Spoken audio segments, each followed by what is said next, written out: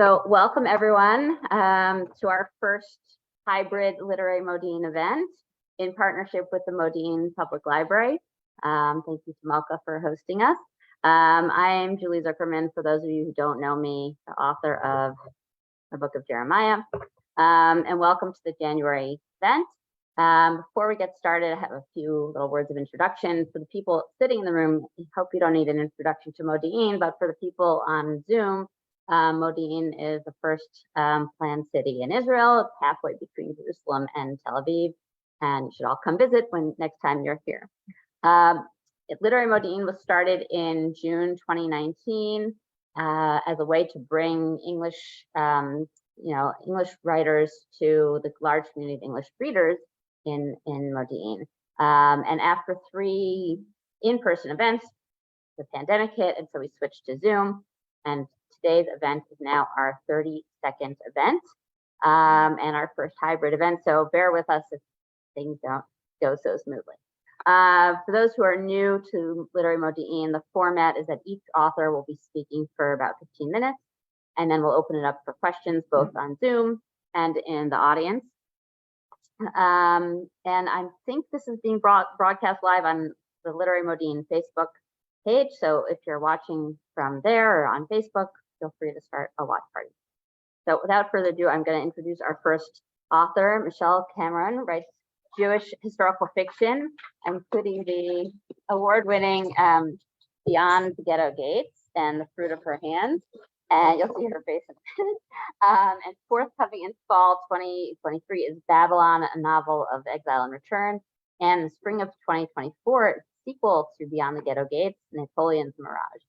Michelle is also the director of the Writers Circle, a New Jersey-based creative writing program that offers workshops and events to children, teens, and adults. And she is visiting us here in Israel today from, where did you say? Yeah, Chatham, New Jersey. Chatham, New Jersey. So why don't you come sit here? Okay. Okay. Thank you, Julie. And I am delighted to be here in person as well as via Zoom because my novel came out in April 2020. I'm very comfortable with Zoom. It's pretty much how I did most of my book promotion. So I want to start off with just a short recap for anyone who hasn't read the novel. It takes place in 1796 and 97. When a 26-year-old General Napoleon Bonaparte was making lightning strikes through Italy. He basically had been tasked with opening up a second front against the Australians who were in charge of Italy. And as he was going through the country, he first discovered that the Jews were locked behind ghetto gates from sundown to sunup every single day. And because he was very big on creating a hero persona for himself, he sent his Jewish soldiers, and yes, he had Jewish soldiers, in order to demolish those gates and to liberate the Jewish residents. People often ask me, why did I choose this fairly unknown period in history? And the reason is I didn't know anything at all about it until I read a nonfiction book called Emancipation, how liberating the Jews from the ghetto led to Renaissance and revolution. And I was really struck with the drama of the situation when Napoleon was in front of those ghetto gates. They were locked for reasons and demanded that they then be demolished. To bring the story to life, I knew that I was going to have to enter the lives of the people who were affected by Napoleon's actions. And so the book centers around 2 women, one Jewish and the other Catholic. Jewish morale wants nothing more than to further her family's legacy. Her father owns a ketubah workshop, and we're going to talk about why that's important in a couple of minutes. But despite the fact that she wanted to work there, her mother and the city rabbi refused to allow her to do this They wanted her to lead a more conventional Jewish life, marry well, and have a Jewish family. The other character, Francesca, is a devout Catholic who feels trapped in a marriage to an abusive and ultimately murderous husband. She's been brought up to despise and revile the Jews. And she starts to learn how the prejudice that's been inculcated in her from the priests and from her neighbors and her family, she begins to doubt it as she gets to know Daniel, who is one of Napoleon's Jewish soldiers. People often ask me, how much research do I need to do to write the books I write? And the answer is a lot.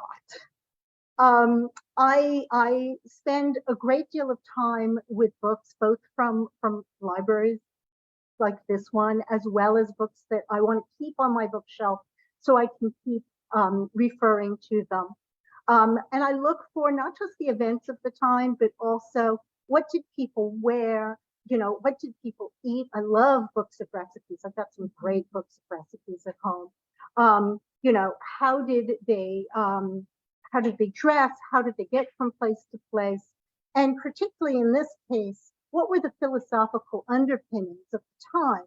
This is really important because this was the period of the Enlightenment, and that made a great difference to the Jewish population. I also am lucky enough to be about an hour by train from the Metropolitan Museum. So I go there a lot to sort of stare at the paintings and also to stand outside these beautifully appointed period rooms. And one of my great ambitions is to convince someone in the museum to take down the velvet rope and let me sit inside and really imbibe the vibe, but it hasn't happened yet.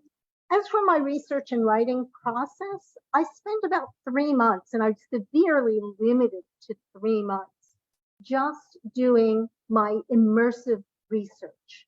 This is a period of time when I create my timelines, I find plot points that are going to work in the novel, and I really get to know about the period. After that, I make myself start writing. And this is because, research for historical novelists is very dangerous. We love research, and we could spend years just figuring out the little facts of life and thinking all our readers will love that. Got a clue, they don't always love that. So you need to find really the story. Now, in terms of Beyond the Ghetto Gates, I set the novel in Ancona, Italy, which is a city I knew nothing about and still have never been, because this is where Napoleon discovered the Jews locked behind the ghetto gates. And as I was doing my research, I got 2 major discoveries about that period of time, about that place rather, that were instrumental in writing the book.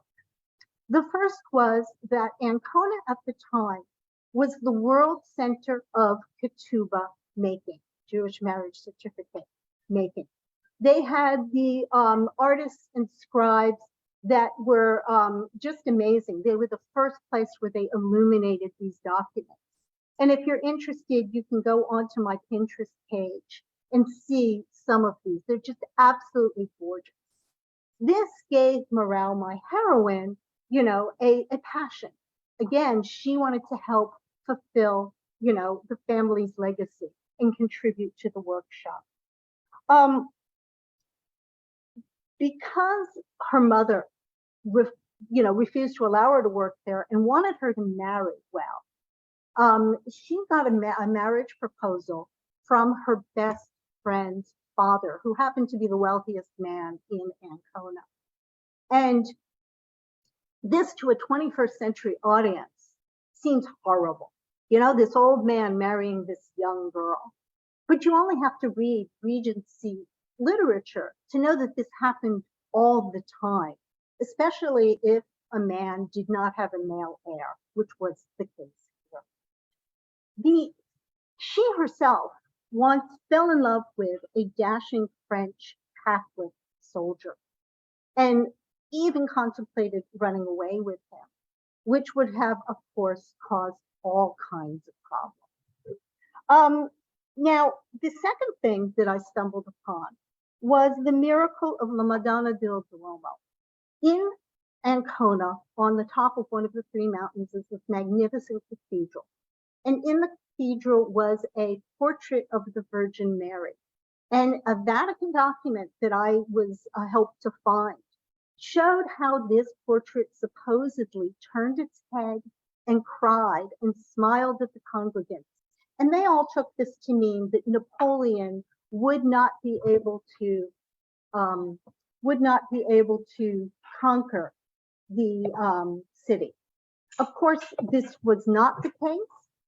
And there's an amazing anecdote about Napoleon when he himself was looting the cathedral, and he came across the portrait.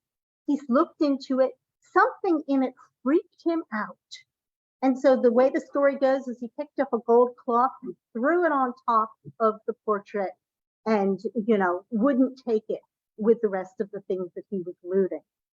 Now, everything else that happens to the portrait in the novel is completely invented, but it was way too good a literary device to give up. So I kept working with it. One of the things that I do want to talk about are a couple of the themes that are in the novel. And one is a theme that I have worked with in pretty much everything I've written.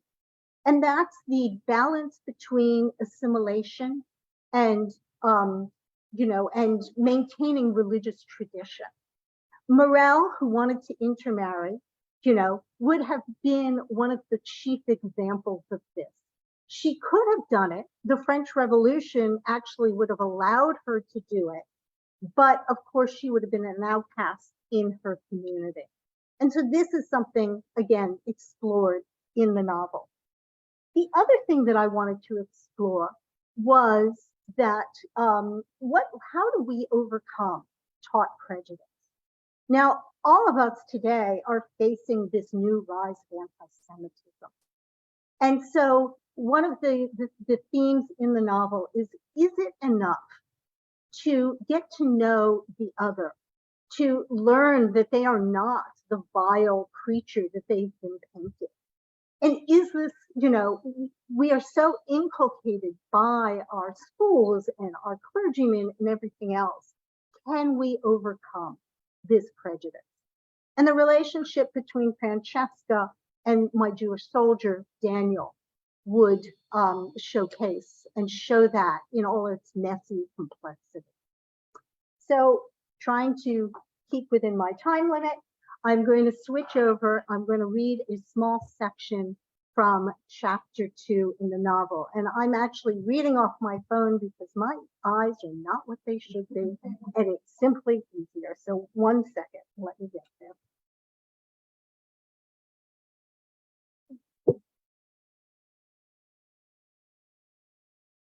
Okay. Tall buildings loomed on either side of the street. Morel was used to the narrow space, but today the air seemed more fetid than usual, the close-packed houses more menacing. The buildings, many built centuries before and precariously expanded upward, were crumbling at their foundations. Apartments exuded the smells of 100 cooking pots, paint curling under the sweat and filth of packed living.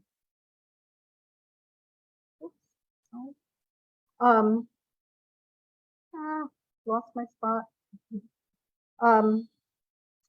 Toddlers played in the streets, ignoring the refuse running down the center sewer. Housewives stopped to gossip, straw baskets crushed against their sides. The market was bustling, with vibrant oranges and lemons piled into pyramids, cut citrus samples sharp in the spring air, bundled chard and spinach, flowery clusters of cauliflower and broccoli, and long spears of artichokes piled high.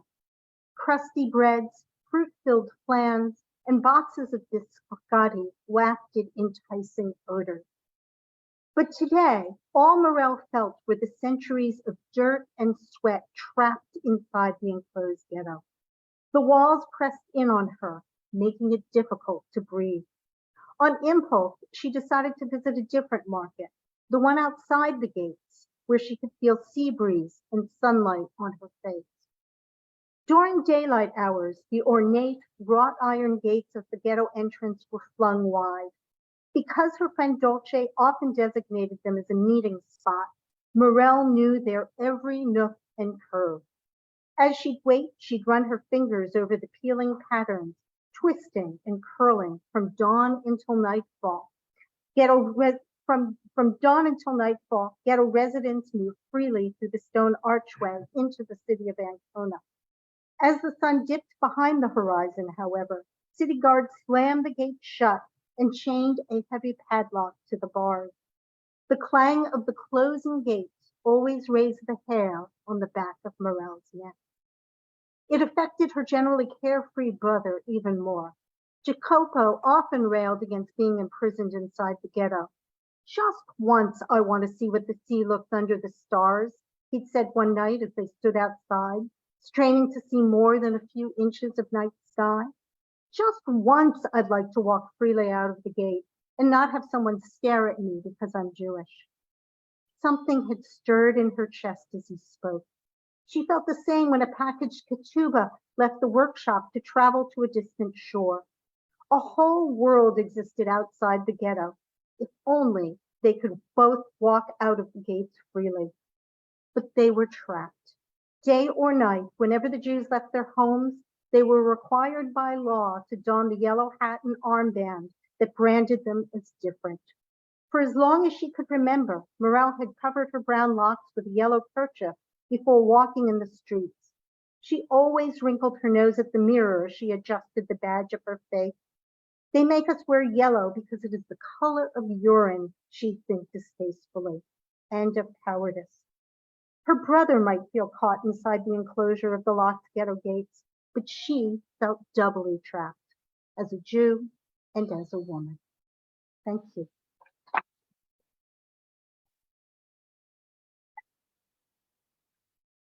Thank you so much, Michelle. All right, thank you. And thanks to everybody online and everybody here. I'm going to introduce our next author. Dara Barnat is a poet and scholar of poetry. She holds a PhD from Tel Aviv University, where she is a senior faculty member and head of the Division of Languages. Dara is the author of 3 poetry collections, Headwind Migration, 2009, In the Absence, and The City I Run From, Poems of Tel Aviv, which came out right before the pandemic, or right during the pandemic. Other poetry and translations from Hebrew have appeared in the Cortland Review, Diode, Poet Lore, Crab Orchard Review, and elsewhere. Her poetry has been translated into French by Sabine Hayan and Hebrew by Gili Chaimovich. Dara's scholarly manuscript, Walt Whitman and the Making of Jewish American Poetry, is forthcoming in the spring of 2023. Other essays on poetry appear in Walt Whitman Quarterly Review and Los Angeles Review of Books. She lives between Tel Aviv and New York with her family, including a long-haired Chihuahua, Lily. So, The last is very important. okay. Thank you. Michelle, I had stopped paying attention to what was going on up here because I was so absorbed in what you were reading. So thank you, Jennifer. It's really a pleasure and an honor to be amongst you. And to be representing a little bit of, I guess, the poetry tonight, because we have these 2 wonderful prose authors. And you know, I've been thinking for a couple of weeks what I wanted to maybe speak about or share. And in a way, I'm kind of reconnecting with my own way of relating to poetry, just to share a little bit about my own process in terms of also publishing. This was the first book that I published was called, the full-length collection was called In the Absence. And I guess this book came out in now, gosh, was it 2016 or something? Yes, 2016. So thank you. So, what was underlying this book was really grief. It was grief over having lost my father. We had not had a close relationship for many years, but I felt the effects of his long illness and passing for many years, mostly even subconsciously. And over time, poetry became a way by which I really processed this grief. And even kind of writing through this, I really kind of even discovered a new relationship with him and a kind of liberation from what was sort of always weighing on me very heavily. Those experiences, the memories, him. And this all went into this book, In the Absence.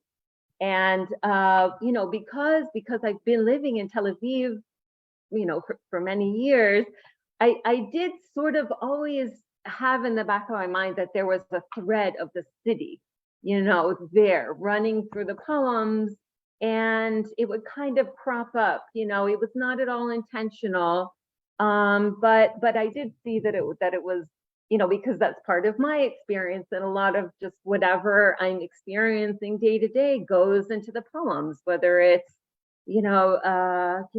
just I mean, family memories and just daily life. Now I'm a mother, so my son comes to now play into my poetry. And the poet Walt Whitman. I'll mention also that I'm a scholar of the poet Walt Whitman, the American poet who's very famous for having written Leaves of Grass and Song of Myself and some other wonderful, wonderful poems. So that's, probably one of my most important influences. And so Walt Whitman was another kind of sub-theme in the absence. So after this book came out, I didn't exactly know where to go from there. And then the publisher of the book kind of wrote to me one day and very generously said, hey, do you have an idea for a chapbook? A chapbook is like these smaller collections.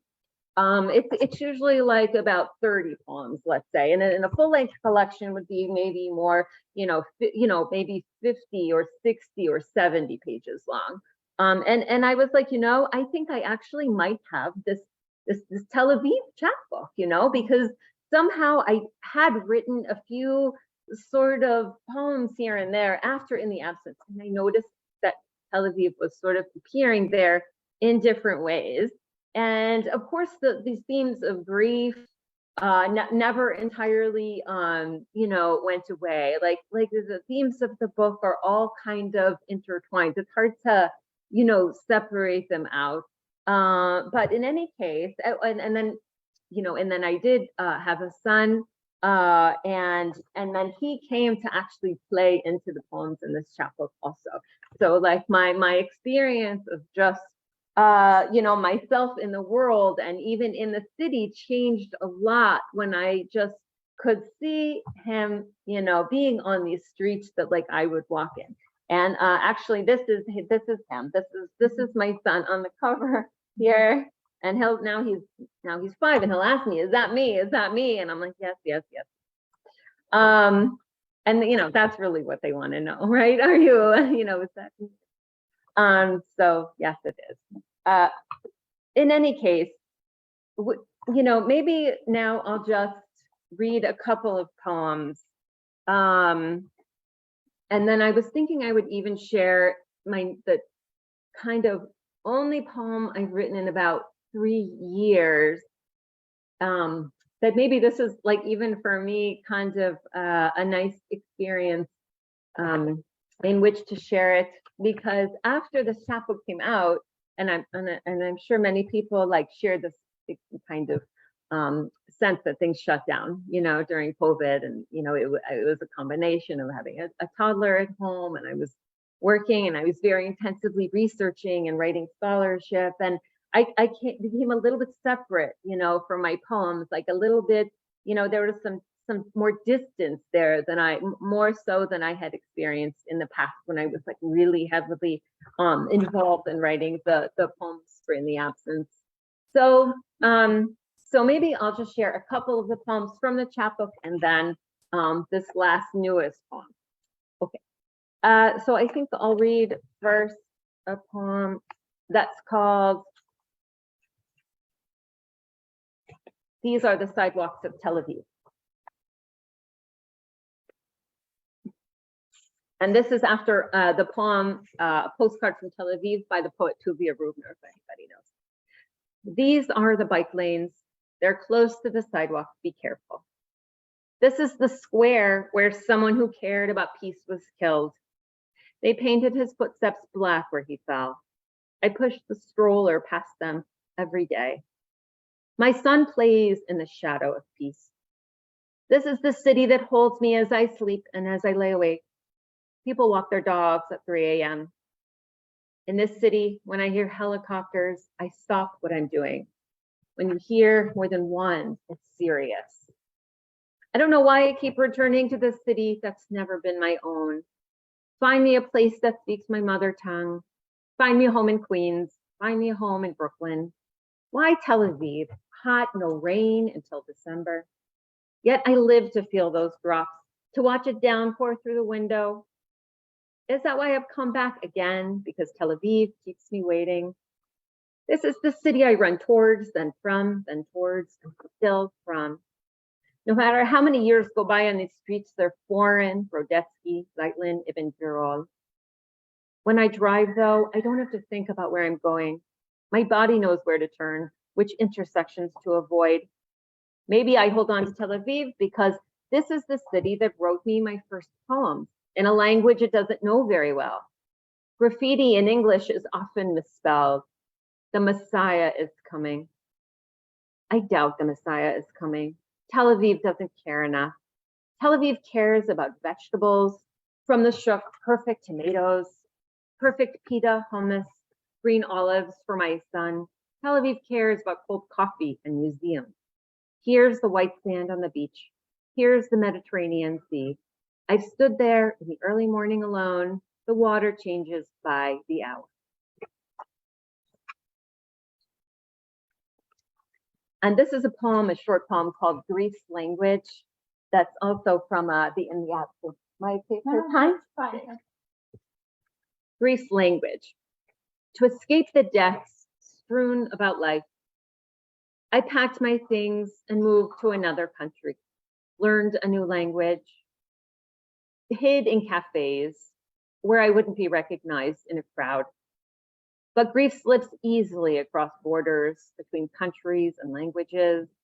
Their grief was tapping me on the shoulder, greeting me in Hebrew, Shalom. I could no longer disguise myself or beg grief to stop following me. I've started speaking to grief in every language possible. Sometimes we end up laughing.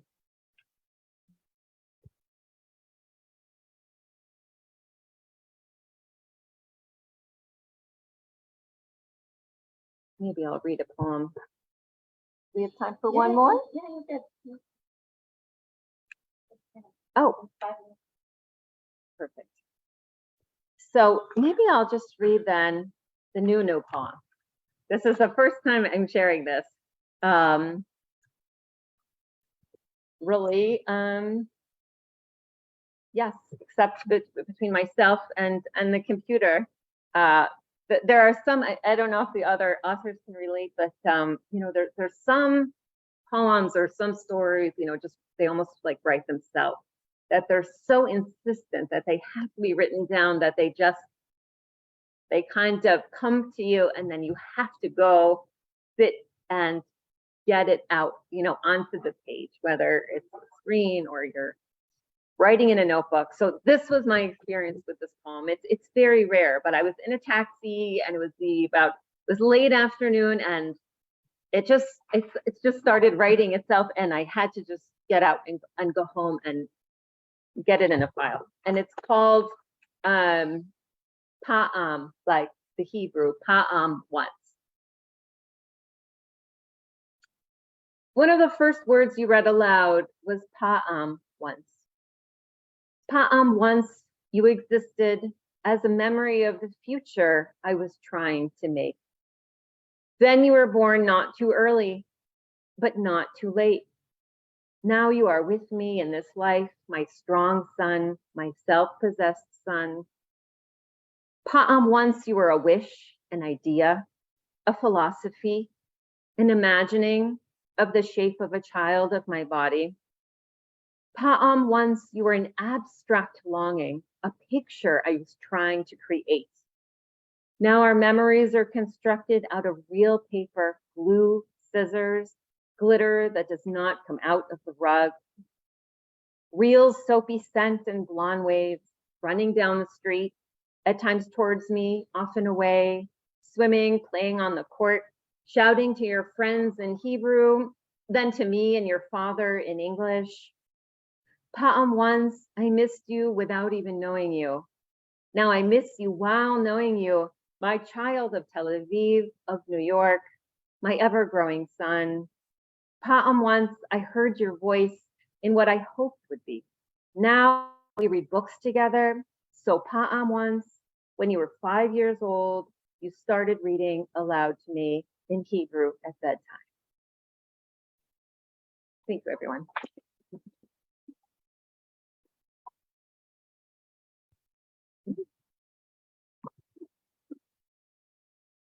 That was great, and thank you for sharing your work with us for the first time. We're so honored.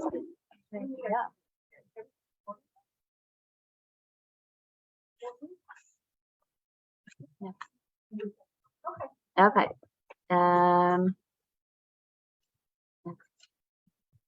So now I'm going to introduce our final author of the evening. J.C. or Yosef Halper was born in Newark and raised in Springfield, New Jersey. He studied history at George Washington University and at Yeshiva University, and he moved to Israel in 1983 and was soon drafted into the IDF infantry. He opened his bookstore on Allenby Street in downtown Tel Aviv in 1991. When not buying and selling books, he tries to read them. His other obsessions include, this is a great bio line, include bicycle commuting and watching professional wrestling. He is married to Rivka and has 4 children and 3 grandchildren, and his first book is The Bibliomaniacs. So please, Joseph, come and sit center stage here.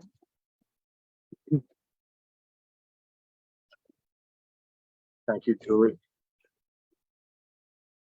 Really, thank you, because if someone had told me 3 years ago that I'd be sitting in front of people discussing a book I actually wrote, never mind wrote, but I had published, not by myself, I would have said they were crazy. But things went fast in my mid-50s, I guess late 50s. I'm 63 now, and the book came out 6 months ago. I discovered writing. It's something I thought I may want to do one day, but never believed that I had the ability or the what they call sitzfleisch in yeshiva, a tuchus, to sit and actually write. And I didn't think I was able, and I also am a very procrastinator. So my procrastination, I think, lasted 40 years before I finally got this thing written down and out. But as Dara just mentioned about books writing themselves, this book, the characters I meet on a daily basis in my store for 31 years, more or less demanded that they be written down for posterity, despite the book being fiction. It's based on amalgam of characters that I kind of pieced together, and some are, let's say, more fictional than others, but like all writing, it's all based on one's own personal experience. And so I pieced it together. Here's the book. So it was, I guess, in about 4 or 5 years ago, a close friend was in a writing group, and he schlepped me there, uh, and I caught the bug, and I began to write what I know. And in the beginning, of course, everything is you try to get fancy and big words, and you think like being a writer means, showing off and razzle dazzle. But no, very quickly I was disabused of that concept, and so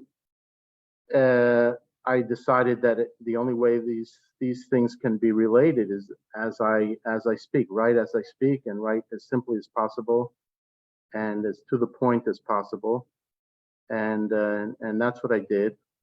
And slowly but surely, they took on form, and the help of my various excellent writing instructors, who most of whom teach, Janice Weitzman, Dalia Rosenfeld, Ayelet Sabari, and Nicole Chazan were our instructors, and the dynamics of these writing groups. I can't say, at least for me, how important it is for a person who really cannot hold to any kind of deadline, a very unstructured type of thing. So the bi-weekly meetings really helped me to put my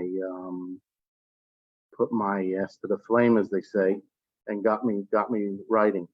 And but it's even if I were more organized, I don't think it would have been so. Would not have happened without these groups, because of the feedback, not just from the teachers, but the wonderful people presenting their stories, and being put into a position of having to also read and correct or help to guide other people, had really helped me progress. So this is the result. And then together with the writing groups, I made use of the internet and all kinds of sites like Marginalian, which gives writing quotes from various authors, with my favorite being Elmore Leonard's quote, "If it sounds like writing, then rewrite it."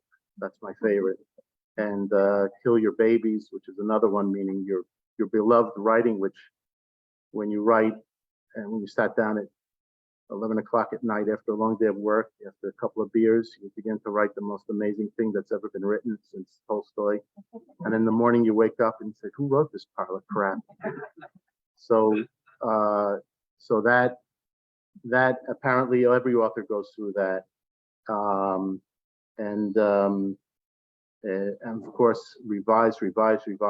I would say that the average, of course, my earlier stories were revised greatly, maybe 100 times or more, by me, and then suggestions of the group.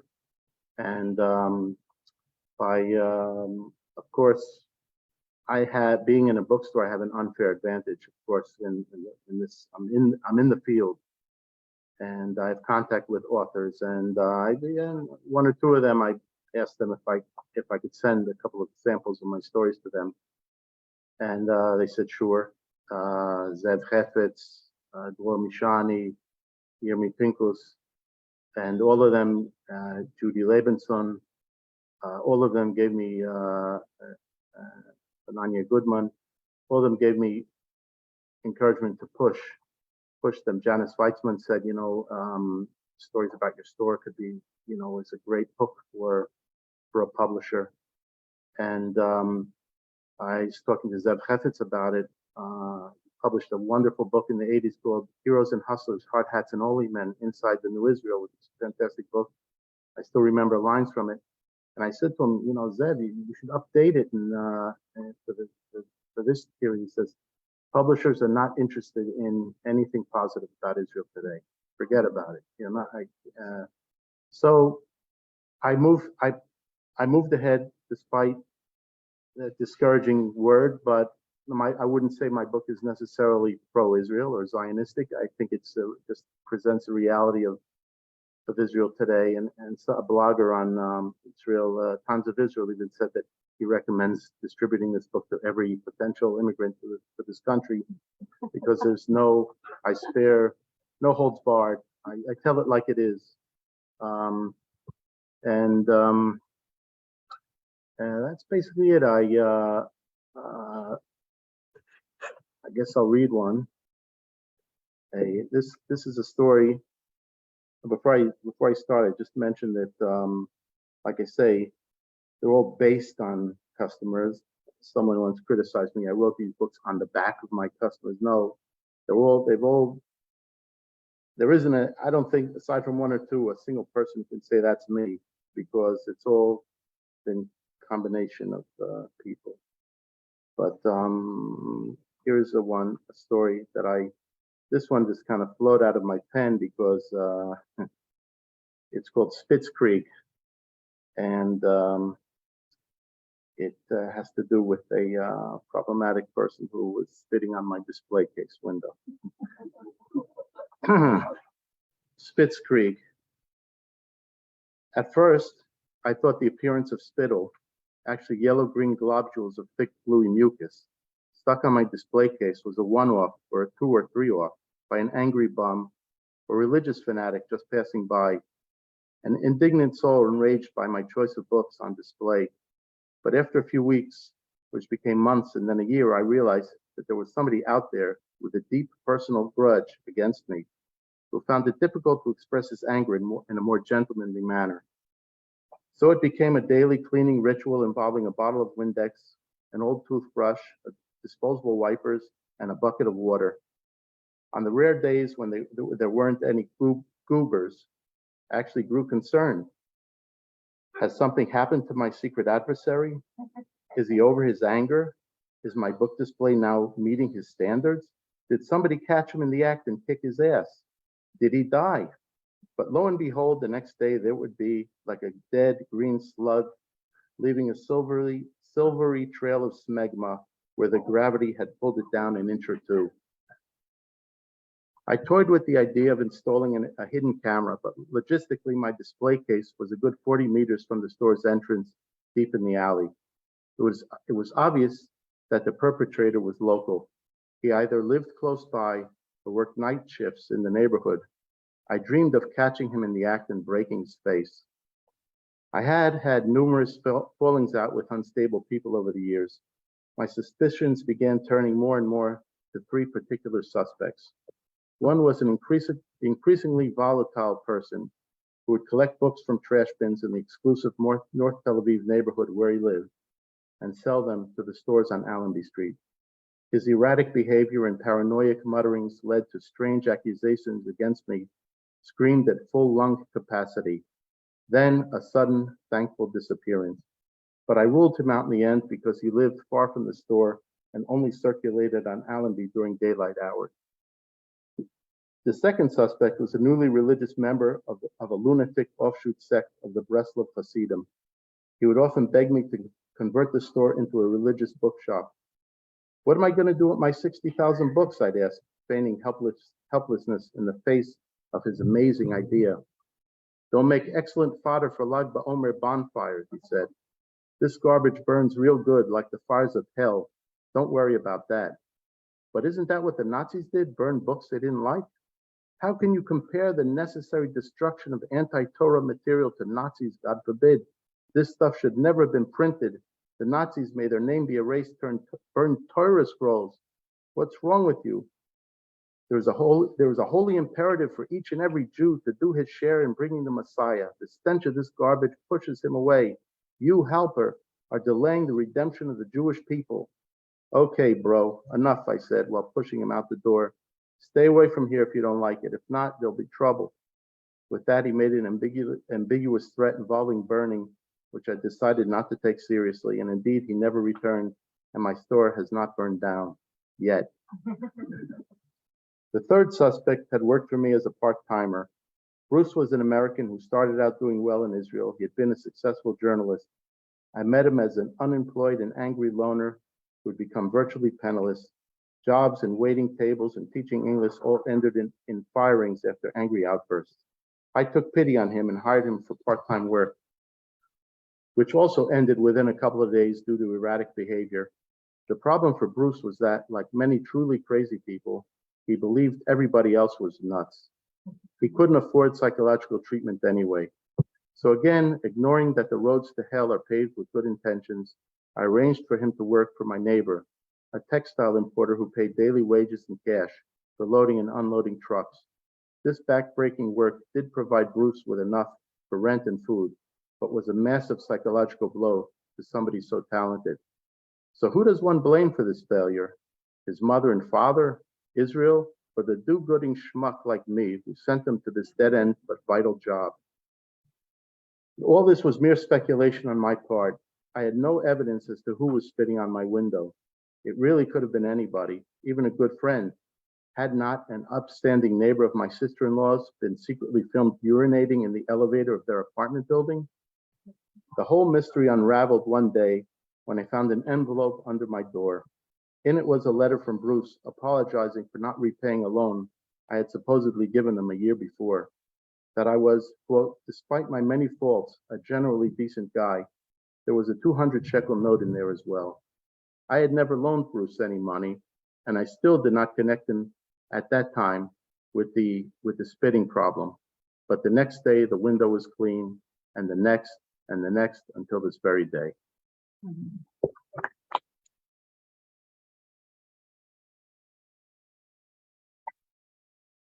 Great. Okay, we're gonna take questions from the audience, both on Zoom and in person. And I just want to say, you mentioned a few of your writings. First of all, I want to say thank you to Avner Landis because he's the one who told me about your book. I saw you posted about it when you got the book on Facebook. So thanks, Avi, and you should all check out Avi's book, Meisel and the Lean Years. And you also mentioned 3 of your other teachers who've also appeared at literary Modiin events, Ayala Sabari, Janice Weitzman, and Dahlia Rosenfeld. So tomorrow I send around like a thank you with a list and links to all the books that we've ever heard about on the program. So check those out while you're thinking of your questions. And one other announcement while you're thinking of questions. Our next event is already scheduled for Sunday, February 12th with Jean Hans Korolitz, the author of The Latecomer and many other books, Jonathan Wilson, the author of The Red Balcony, and Steve Stern, the author of Village Idiot. So I'll send around a sign up, for that too. But now let's hear some questions from our audience. Yo. Yosef. Yosef. Yosef. Yeah, it's on. And what's your like, I'm always curious, kind of, I'm a session on this.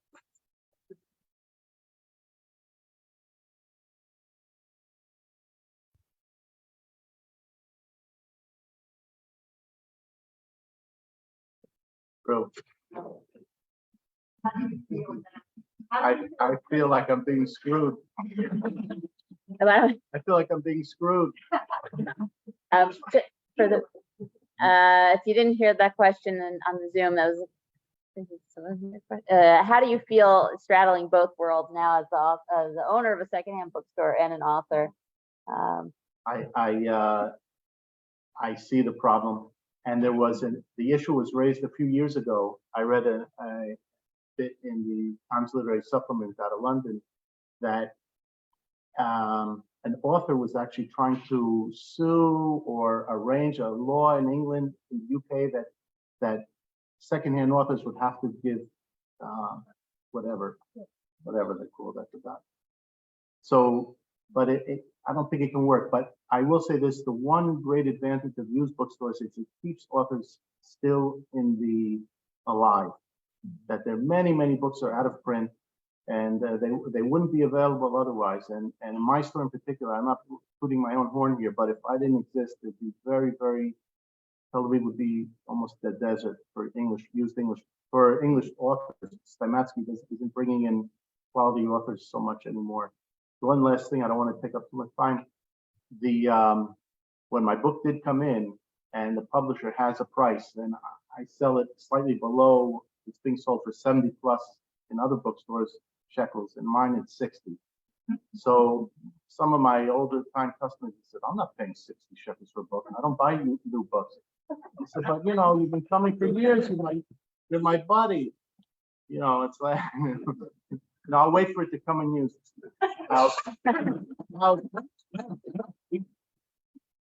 So one has come in use. Sadly, it was someone who passed away. The first one had come in use. So that went on the shelves for half the price.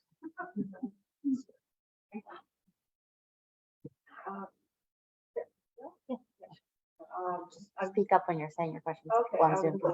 Yeah, I just, you so much research in it. Yet you didn't feel it was necessary to go to Italy and actually see the place that you were writing about. Now, how did you feel about that? I would have loved to have gone.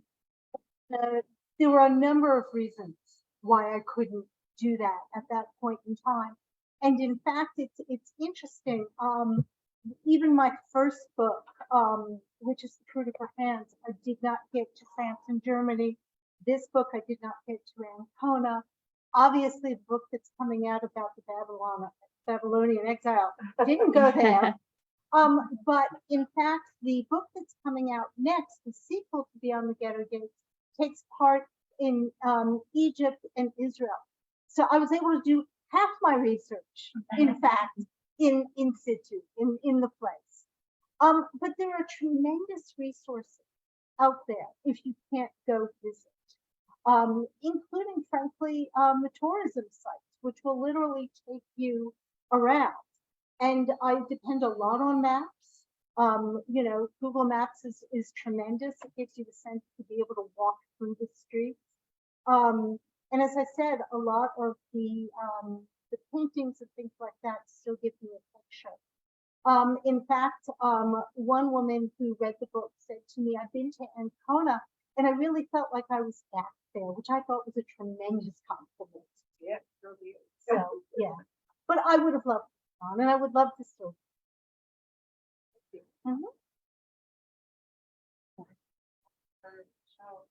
Well, you said one of your main characters, you said one of your main characters is Catholic Yes, and the other is Jewish. Now, obviously, I am assuming Jewish. I am. Okay. Despite the last name. No, just Yeah. Israel removed. Yes. So I get that you would know where the Jewish angle is coming from, but when you're writing from a Catholic angle, like trying to even just do research, talk to people about the personal experience, like how do you also you said that the main character Francesca was married to a abusive man.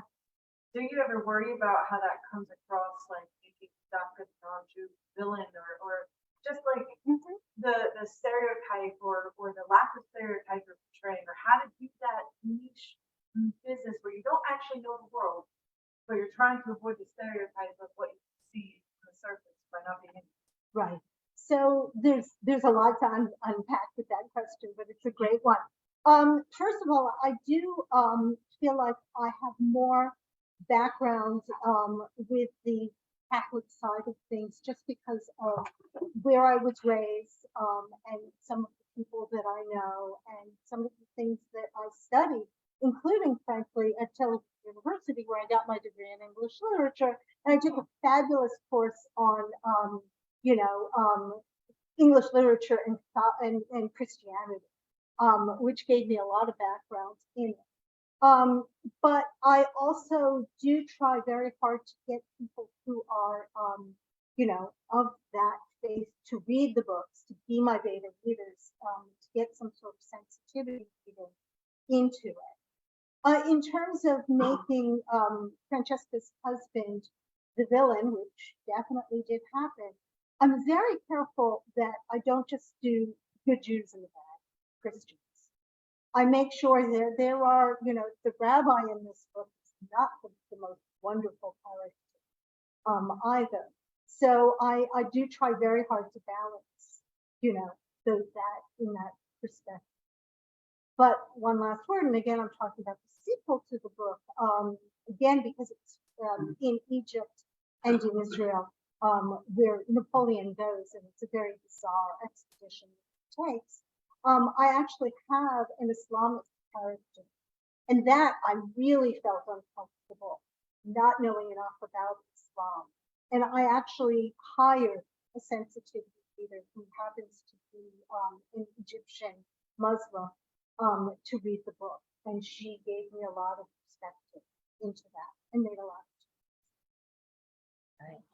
of There was a question on the chat, so I want to take that one, but also I want to tell the people on Zoom that I'm hoping my battery will last the whole through the thing, but when I got here, I went to charge my laptop and my plug broke. So that's why I might be running out of battery, but hopefully it'll be okay. But Julian asked, what writing groups did you join? And I guess that's for you, Yosef, but people can Well, currently I'm not a part of any group, and I know that I think that Janice Weitzman is still giving groups.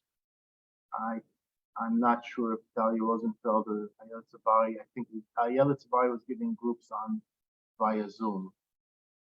And what's that? Tell me. Pandemic University called. Pandemic Pandemic University. University. I see. She's truly excellent. They're all excellent, but Ayala truly excellent. But I heard there are a lot of them going on as far as the research to find. If you want, I can look into. Call me at the store. I'll try to find. Ayala was at our first literary Modiin ever. So, okay. Other questions, Ira?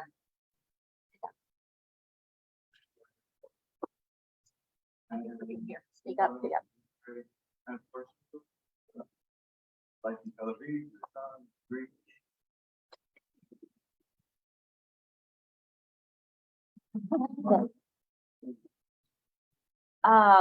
So asking about Walt Whitman, the influence of Walt Whitman. I think that, so probably we all turn to, our poetic heroes, or our writers who are our heroes. And for all of us, I think they're, they can be different. What happened for me is kind of roundabout thing where I had to have a topic for my dissertation. And I was searching, and I was interested actually at that time in poetry and masculinity, like gender studies, and I was reading male poets actually. And as I was looking to do my doctorate, my advisor then was a wonderful advisor, said, well, if you're going to be writing about male poets, then you must read, Walt Whitman. And I was like, well, yeah, well, sure, obviously. So let me go, discover some Whitman. And, it was one of those things where you just feel like when you read the text, it has everything in it. It has music, it has, the language of it, even a prayer-like or liturgical quality. It has the self, the celebration of the self. It has a real democratic spirit. It has a humanistic spirit. It's inclusive. It has the element of repetition and listing, and Leaves of Grass, which is Walt Whitman's most famous book, is actually not just one collection, but it's about 8 separate editions of Leaves of Grass. And when I discovered this, which can all be found, by the way, on a website called the waltwhitmanarchive.org. It's a wonderful resource for Whitman text. In any case, what I did is I printed out every single edition of the Grass, and I just read them from the 1865 all the way through the 1891-92 deathbed. And I just felt as a poet, then that it gave me a kind, it connected me to something very healing and restorative about poetry, something spiritual also. There. So yeah, it was an amazing conference. Yeah. I didn't see the conference, unfortunately. Yeah, they did have, yes, they did have a one-day symposium, and they also had like a musical setting of some of Whitman's, like an orchestral, like a choral setting of some of Whitman's poems, and yeah, and a lot of amazing, like, you know, texts and letters, and yeah. So you were there then? You were there for that? So we probably Yeah, we somehow, talked we must have. Yeah, I was definitely there. I also just want to say your poem about the new one about your son. I my son's turning 1 soon, and so it's still pretty new to me, and it's just the most relatable thing I think I've heard all year. It's, so you're in the thick of it then. You're in the thick of it. Hardcore. Yeah, hardcore. Yeah, yeah. Very resonating. Yep, they bring you right down to earth, don't they? Yes. Yep. I loved it. I absolutely loved it. Yeah, there's something, One sec. Are when- people on Zoom? Are you hearing us? Shake your head. Yes. Okay, great. Good. So sorry about that. I'm trying to spotlight this. I don't know how to do it. I'm doing it from my phone now. So. I do find that the writing helps me process all Okay. these experiences, but of course, it's not as just where I had this much time, you know, because poetry does require some time, some silence, a stretch of time for quiet. And you don't have that as much, but here and there, you know. And somebody as somebody whose children are in their 20s to 40s, these kind Well of done. Right, thank you, 14 years difference. These things will be real, even more precious later, where these memories that you'll have, that you'll remember from rereading your poetry, that it will be really something very special, because as you move along, you're busy with your day-to-day life, and you don't have a chance to really, write things down and remember everything. But when you read something like that and you remember why you wrote it, I think it's going to be fabulous in like 20 years. It's going to be even more special when you're older and your son is older and out of the house. Yeah, when he's, of course, like, because he'll probably want nothing to do with this, which is fine, you know, Right, but it's, you find that, very- I feel like, wow, that would have been something fabulous if I had something like that I, was able to do that and then look back on it that way. I think it's going to be even more wonderful, like later on. But there was a question on Zoom before I got cut off from there, and it was about, when are things coming out in paperback? Are there readers' guides and the names of your new books coming out? I'll send all of those in the names of the new books in the email tomorrow. But are there readers' guides for? There is a reader's guide for Beyond the Ghetto Gates. It's actually linked off of my website. So if you go to www.michelle-cameron.com, you'll be able to download the reader's guide from there. You have a reader's guide? Okay. You have a reader's guide? No. Okay, all right. Okay, okay, sorry. For Michelle, Yes. can you talk about how difficult it is to write a historical novel for contemporary audiences? That's a great question. So Repeat what the question was. yes, so there are some difficulties in doing that. And one of the big ones is the what I call my feisty heroine problem. If I were creating a real life woman of the 18th century, she would be far more demure and far more obedient and far more, guided into the conventions of the time. And in fact, when I started writing Morel, I started writing her like that. And my early readers all said to me, you cannot do that. She has to have more agency. She has to be more proactive. You need to give her, more feistiness. And they were right, because today our contemporary readers, our 21st century readers, get impatient with these, slow, demure, Jane Austen-esque. I'm a huge Jane Austen fan. Jane Austen-esque kind of characters. So that is definitely a compromise that I've made in terms of doing that. And also what I do try to do with my novels is think about what was important then and what is important now, because frankly, the more things change, the more they stay the same. And so there's a lot of that in my books. And I've actually had people tell me, you know, you could have, why do you write historical fiction? You could have based it today and it would have been the same thing. And it's like, yeah, but I wouldn't get all that wonderful history to be able to research and learn about. So, yeah. And it's great in the book. Well, thank you. Thank you. I liked how you said that you gave yourself only 3 months to do the research and no more, because I also would have like gone down that rabbit Oh. hole and never come out. And but it's good that you give yourself those limits. No, you really have to. Because again, every historical novelist I know falls in love with their research. And then the other problem that you have is the history dump, where you're like, I am fascinated by this particular event or process or whatever. And you think you're going to spend pages on it and your reader doesn't care. They want the story. So you have to learn to be diligent about not doing that. Yep, definitely. I read Jessie Burton, something like that. She wrote The Miniaturist and she wrote The House of Fortune. I have not. I will So- look them up. So she writes, one is a sequel to the other, and it's a very, like, it's a best-selling novel, and it's a historical fiction of Amsterdam in the 1700s. And her main character is this like plucky 18-year-old. In both books, it's a different plucky 18-year-old female. And the number one thing people criticize about it is she's not of her age. She's not of the time, because she's too like, she has a head of independence. She doesn't understand. She's fighting her arranged marriage when she normally would, everyone at the time just went with it. Yeah, no, feisty. Yeah.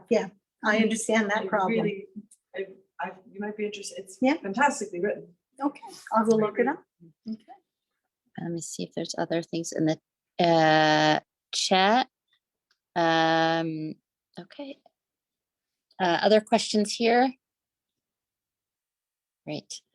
All right. Well, I want to thank everybody who came online, and for everybody who came out on this cold January night, especially Michelle and Yosef and Dara. And we will see you all next month on February 12th. Bye, everyone.